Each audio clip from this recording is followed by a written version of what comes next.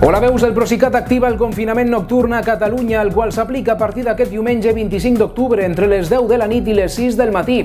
Els comerços, serveis de restauració, de recollida i a domicili, així com les activitats esportives, hauran de deixar de prestar servei a les 9 del vespre, mentre que els esdeveniments culturals poden acabar a les 10 de la nit. Durant les 8 hores que dura el toc de queda, ningú pot ser al carrer, tret d'algunes excepcions, com els desplaçaments per assistència sanitària d'urgència, anar a la farmàcia més propera a buscar medicaments, desplaçaments laborals sempre que no es pugui fer teletreball i amb el corresponent certificat de l'empresa, i també es permeten els desplaçaments per atendre a infants, persones grans o dependents, i també desplaçaments vinculats a activitat judicial, retorn al lloc de residència habitual en cas de viatge, treure a passejar la nostra mascota de les 4 a les 6, així com per altres causes de força major degudament justificades. I és que caldrà portar la declaració d'autoresponsabilitat explicant els motius que ens permeten sortir al carrer.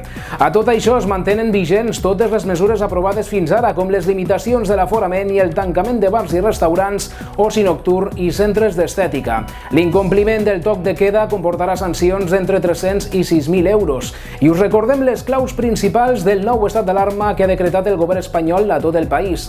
Es permeten les reunions d'un màxim de 6 persones, s'estableix un toc de queda nocturn generalitzat d'11 de la nit a 6 del matí, en el cas de Catalunya de 10 a 6, i les comunitats autònomes estan autoritzades a confinar total o parcialment els seus territoris. L'estat d'alarma serà vigent durant 15 dies amb la intenció d'estendre-ho 6 mesos fins al 9 de maig. Les pròrrogues, això sí, hauran de rebre el vistiplau del Congrés dels Diputats. Això és tot, gràcies per la vostra atenció. Més notícies a les xarxes socials de La Veu de Lleida. Fins aviat.